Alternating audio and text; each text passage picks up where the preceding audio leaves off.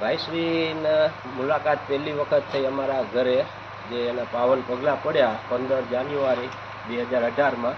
ત્યારે first time જોયા હતા. ખબર હતી કે આ શિબિર કરવાના, પણ શું હતું ને કઈ રીતનું હતું કાંઈ ખબર નહોતી. અમારા એક નડિયાદમાં ફૈજી મારા હતા, એને કીધું કે આવું ગોઠવો તમે. તો કીધું કાંઈ વાંધો નહીં, તો ગોઠવી.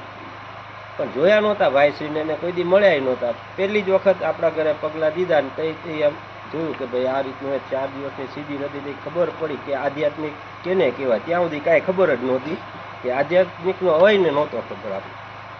પછી રાતે શિબિર કરી તઈ એમાં થોડુંક જાણવા મળ્યું ને. એમાં પછી જે નડિયાદ શિબિરો કરવા જતા કે રાજકોટમાં ગોઠવ, ત્યાં એક ભાઈશ્રીએ જે શબ્દ કીધા ને કે વ્યક્તિ અલગ અલગ હોય, એ એક મગજમાં ઉતરી ગયું. કે એટલે એ જ્ઞાન મને એક પરસી ગયું. બીજું એક એ કે બિઝનેસ સેમિનાર તો કોઈ પણ હોય, પણ એમાં એક એ કહેતા કે પહેલાં બિઝનેસ કરો, આધ્યાત્મિક એના ઓટોમેટિક આવી જાય. પહેલાં ધંધો કરો, બસ. એ એક તમારું જે પરિવાર હોય કે બિઝનેસ હોય તો એને પહેલાં લેવલમાં ગોઠવી દો, પછી તમે એની ઉપર આગળ સાધના કરો. એ બધી ચર્ચા ને કરતા, એટલે એમાં ઘણું બધું જાણવા મળ્યું. પછી એમાં ઊંડા ઉતરતા ગયા, પછી રસ લાગ્યો. ત્યાં હું ધીમે ધીમે ભાઈશ્રી નજીકના સંબંધ થતા ગયા ને અહીંયા આવી ગયા. નડિયાદ પછી અહીંયા આવ્યા. પછી ખબર પડી કે આ વસ્તુ આખી અલગ જ છે. જે દુનિયા કહે છે એ નથી. જે ભાઈશ્રીનું જ્ઞાન છે એ આખી અલગ મેટર છે. ઘણો બધો એમાં જે ચેન્જીસ આવ્યા મારા જીવનમાં એના ભાઈશ્રીના આવ્યા પછી, એનું વર્ણન તો હું નહીં કરી શકું, પણ ઘણું બધું ચેન્જીસ આવ્યું. એટલે અમારું, હું તો કહું ને કે મારા માટે એક એને કેમ અર્જુનના સારથી કૃષ્ણ હતા, બસ મારા જીવનના સારથી છે. હળ પડે મારે જ્યારે પણ જરૂર પડે ને ત્યારે હાજર જ હોય. પણ હવે એક એ પ્રાર્થના કરું કે ભાઈશ્રી ખાલી યાદ કરે ને ત્યારે હું હાજર હોઉં. પણ હું એક વસ્તુ કહીશ, ભાઈશ્રી કહે છે કે બધાની જીવનમાં કાં તો એકદમ એટલી ચરમસીમા સુધી એનો આનંદ આવી જવો જોઈએ, અને કાં તો એટલે એની અંદર એક પીડા કે વેદના એવી કોઈ ઘટના ઘટિત થવી જોઈએ. તો મારા જીવનમાં થઈ અને મને પુકાર થઈ ગઈ કે મને એક કોઈ એવા મહાપુરુષ જુએરા જે મને જીવન જીવવાની સાચી દિશા બતાવે. કારણ કે મેં જે જીવન જીવ્યું ને રાઈટ જીવન નથી, એટલી ખબર પડી.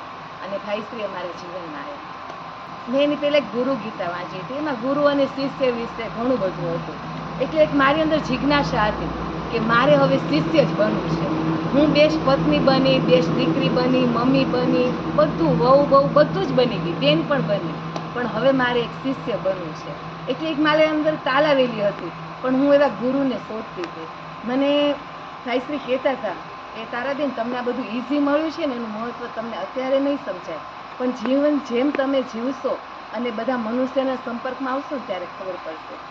તો આજે મને એનું વેલ્યુ સમજાય છે. તો મને માત્ર 1 વર્ષ જ લાગ્યું હતું કે 2017માં મને એ બહુ આમ એક ક્રિટિકલ પરિસ્થિતિ મારા જીવનમાં આવી હતી. પણ 1 વર્ષ મેં શોધ કરી મારી અંદરના અંદર, કિશોરને કહેતી અને મારા પપ્પાને ભાઈને કહેતી, પણ ત્યાં સુધીમાં ભાઈશ્રી જીવનમાં આવી ગયા. તો ભાઈશ્રી જે 2018માં અને 15 જાન્યુઆરીના આવ્યા. અમે એને કોઈ દી ફેસ ટુ ફેસ જોયા નહોતા, એક ખાલી ઓલામાં જ હતું. પણ મારો અહેસાસ કહું, એને જેવી રાજકોટમાં એન્ટ્રી મારી ને, એમાં આપણા એરિયામાં આવી ને, ત્યાંથી મારું સમગ્ર અસ્તિત્વ મને એમ જ થતું હતું કે હવે હું જેને ઓળખું છું, મને જે જુએ છે ને, બસ એ આવે છે. અને મને પછી ખબર પડી ગઈ કે બસ મારું જીવન શા માટે છે. પછી ભાઈશ્રીના અમે જે કોન્સેપ્ટ જોડાણા ને, એમાં સેમિનારમાં કીધું કે એક પશુ છે, એક પાલતુ પશુ છે, એક ટ્રેનિંગ પામેલું પશુ છે, એના પછી તમે માણસ બનો છો એમ.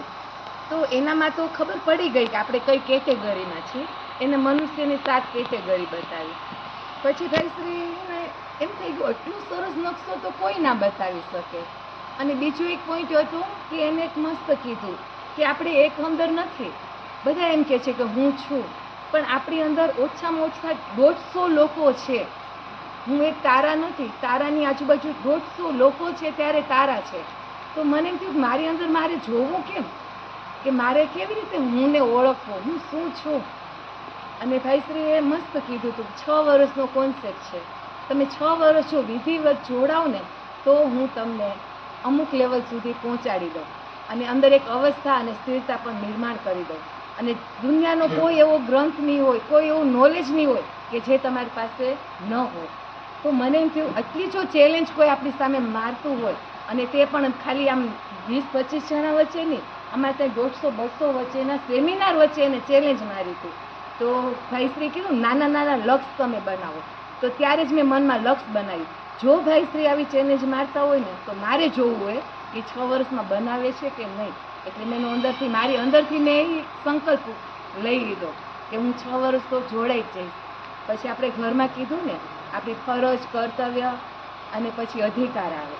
તો મારી ફરજ, કર્તવ્ય તો બધું મને ઓલી જ વેલ લાગતું હતું. માત્ર અધિકાર મારો જમા હતો, બહુ બધો જમા હતો. ત્યારે મેં કહ્યું ચાલો હવે એ ખાતું તિજોરી ખોલો. અને મસ્ત એવી અમારા ઘરની મીટિંગ કરી અને એમાં મને કિશોરે બહુ સરસ સહયોગ કર્યો કે નહીં, તે તારી બધી જ ફરજ, કર્તવ્ય બરાબર બજાવ્યું. 6 વર્ષ તને જે કરવું હોય ને તું કર, પણ ફરજ અને કર્તવ્ય હજી હું નિભાવું છું, નિભાવીશ જ. એટલે હું 6 વર્ષ વિધિવત ભાઈશ્રી સાથે જોડાણી. જે કોન્સેપ્ટ બહાર પડે તે પેલો એ કરી લો. એટલે મેં કર્યું અને આજે મને ખબર પડે છે કે ભાઈશ્રી કહે છે ને કે 6 વર્ષ મને આપો. 6 વર્ષ શું, 6 જન્મ માગે ને તોય દઈ દેવાય. કારણ કે તમને નથી ખબર કે આપણને શું નિર્માણ કરે છે. એ એક મહામાનવ પણ બનાવી શકે છે. તો મને એમ થયું કે બસ 6 વર્ષમાં હું આજે ક્યાં છું ને મને ખબર છે. એટલે મેં સમર્પિત થઈ ગઈ છું. પણ એક શિષ્ય બનવાની તાલાવેલી હતી, એનામાં એક પેલો વિશ્વાસ હોય. મેં વિશ્વાસ તો મૂકી દીધો. દુનિયા ગમે એમ કે પણ મને ખબર હતી ભાઈશ્રી મારા માટે સર્વશ્રેષ્ઠ છે. એ કે અંધારું તો અંધારું, રાત કે તો રાત, એટલો વિશ્વાસ મૂકવો જોઈએ. પછી નિષ્ઠા હતી પૂરેપૂરી, સમર્પણ હતું અને એક જિજ્ઞાસા હતી કે શું છે. બધું જ ઓલી રેલ છે પણ છતાં પણ જે ભાઈશ્રી કીધું કે ફિઝિકલ વર્લ્ડની અંદર તમે જે વ્યવહાર, સમાજ જે કાંઈ ચલાવી રહ્યા છો ને એ માત્ર 10% છે. મેં કીધું 90% બાકી છે. અને જીવનમાં 40 વર્ષ થઈ ગયા અને કેટલું જીવન છે એ તો કાંઈ આપણને ખબર નથી. એટલે ઝડપ વધારી કે નહીં ચાલો હવે જે નથી જાણ્યું ને એમાં આપણે જોઈ. અને એ જોવામાં મને બહુ આનંદ આવ્યો. અને હું માત્ર એક મનુષ્ય બનું છું, એક શિષ્ય બનું જ છું. અને બીજું એક હતું કે નાની નાની ચેલેન્જને સ્વીકારવાની. તો ભાઈશ્રીએ કીધું અમે રમતા રામ છીએ.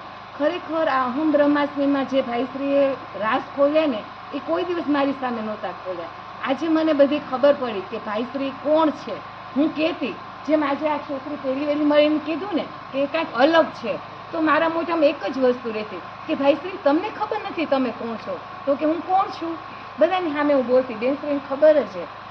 હું આમ સહજ રીતે કહેતી. તો ભાઈશ્રી મને કે હું કોણ છું, તો હું એમ કે તમે અલગ છો. તો મને અલગની વ્યાખ્યા મને 6 વર્ષ સુધી ભાઈ, પણ આજે મને ખબર પડી ગઈ કે ભાઈશ્રી કોણ છે. એ અલગની વ્યાખ્યા ભાઈશ્રી આજે હું તમને દઈ દઈશ.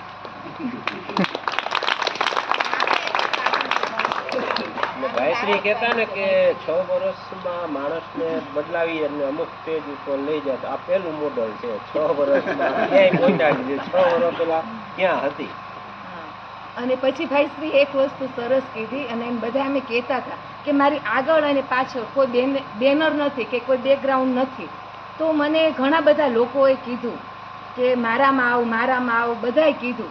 પણ મેં કીધું મારે ક્યાંય ન જવું.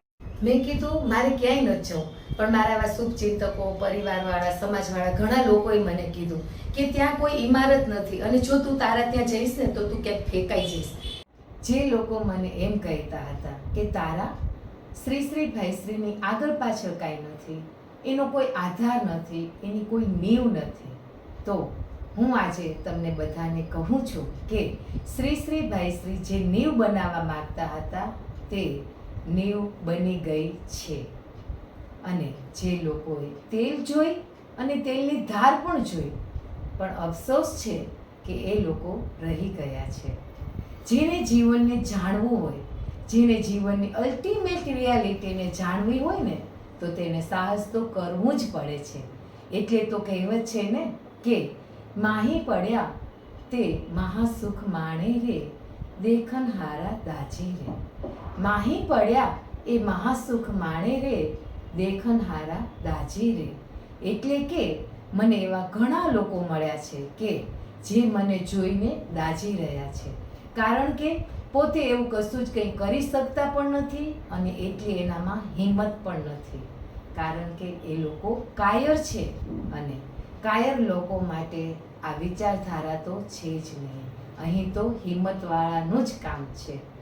એટલે જે લોકો કદાચ સામૂહિક કોઈ વિચારધારાને ફોલો કરે છે તો તે કદાચ થોડું ઘણું એના જીવનની અંદર સુખ મેળવે જ છે, પણ ન તો એ કોઈ પરમાત્માની પ્રાપ્તિ કરે છે કે ન કોઈ જીવનની પ્રાપ્તિ કરે છે કે નથી એને કોઈ સત્યની પ્રાપ્તિ થતી, કારણ કે એ બધા જ લોકો થૂકેલું ચાટે છે. હા, શું કરી રહ્યા છે અને શું શું થઈ રહ્યું છે અને કેટલા લોકો બદલાઈ ગયા છે, આ અમારા વાઇટલ ફોર જાગરણ હ્યુમન સિસ્ટમ અપડેટિંગ પ્રોગ્રામની અંદર આ સંસારમાં કઈ ટાઈપનું એ કાર્ય લઈને આવી રહ્યું છે અને કઈ ટાઈપનું કાર્ય ચાલી રહ્યું છે એ આપ ખુદ જ આપને આંખે નિહાળી શકો છો અને જોઈ શકો છો આ બધા લોકોને.